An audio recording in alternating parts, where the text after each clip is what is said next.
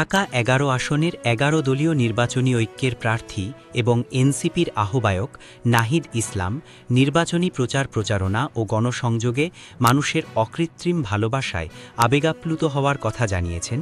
বৃহস্পতিবার ৫ ফেব্রুয়ারি রাতে নিজের ভেরিফাইড ফেসবুক পেজে দেওয়া এক দীর্ঘ পোস্টে তিনি নির্বাচনী এলাকার মানুষের কাছ থেকে পাওয়া অভূতপূর্ব সাড়া এবং ভালোবাসার অভিজ্ঞতা তুলে ধরেন।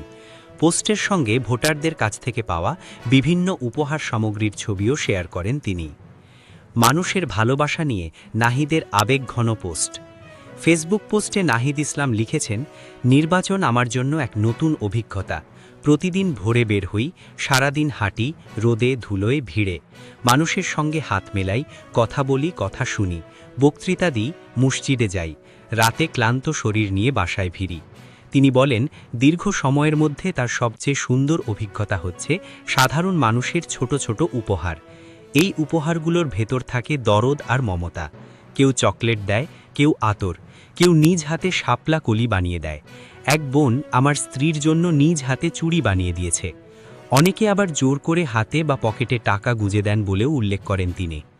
রাতে বাসায় এসে ২ পকেট ঝাড়লে পাওয়া যায় কিছু টাকা আর নানা রকম উপহার, ভালোবাসার নীরব দলিল। ওসমান হাদির স্মৃতি ও মানুষের আবেগ। নাহিদ ইসলাম লেখেন, এলাকার মানুষ এখনও ওসমান হাদির প্রতি গভীর ভালোবাসা বহন করে, আর সেই ভালোবাসার ভাগিদার তারা নিজেরাও হয়ে উঠছেন। মানুষ আমাদের নিজের সন্তানের মতো দেখে, নিরাপত্তা নিয়ে শঙ্কিতা হয়। ওসমান হাদির শূন্যতা মানুষের মনে আজও পূরণ হয় নাই।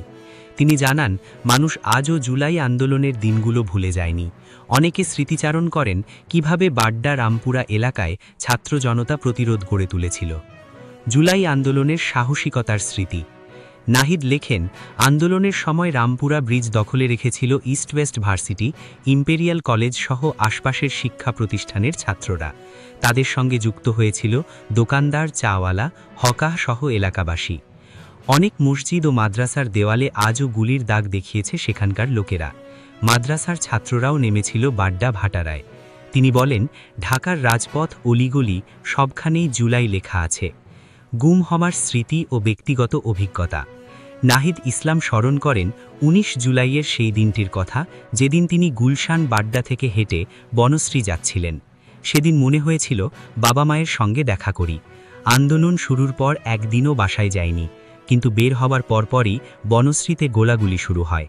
আমার বাসার সামনেই একজন গুলিতে শহীদ হন, সেই রাতেই আমি গুম হই। তিনি বলেন, বাড্ডা রামপুরা বনশ্রী তার জন্ম ও বেড়ে ওঠার জায়গা হলেও নির্বাচনী প্রচারণায় তিনি এলাকাটিকে নতুন করে চিনছেন। মানুষের প্রত্যাশা ও এলাকার সমস্যা। প্রচারণার সময় প্রতিদিন সাধারণ মানুষের নানা গল্প শুনছেন উল্লেখ করে তিনি লেখেন, কেউ ছেলের জন্য চাকরি চায়, কেউ মায়ের অপারেশনের জন্য সাহায্য চায়, কেউ মসজিদের সামনের রাস্তাটা ঠিক করে দিতে বলে।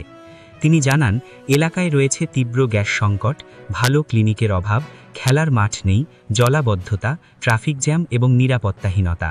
ঢাকা শহরের সব সমস্যাই এখানে জড়ো হয়েছে। রাজনীতির বাস্তবতা ও মানুষের ভালোবাসা। মানুষের হতাশার কথাও তুলে ধরেন তিনি। মানুষ বলে, ভোটের সময় রাজনীতিবিদরা আসে, প্রতিশ্রুতি দেয়, ভোটের পর আর খোঁজ থাকে না। প্রতিশ্রুতি দেওয়া আর ভাঙাই যেন এদেশের রাজনীতি। তবুও মানুষ স্বপ্ন দেখে, প্রত্যাশা রাখে বলেও জানান তিনি। শেষে তিনি লেখেন, নির্বাচনের ফলাফল কি হবে জানি না, কিন্তু রাজনীতি হার জিতের ঊর্ধ্বে মানুষের এই ভালোবাসা এবং নিজের এলাকাকে নতুন করে চেনা, এটাই আমার সবচেয়ে বড় প্রাপ্তি হয়ে থাকবে।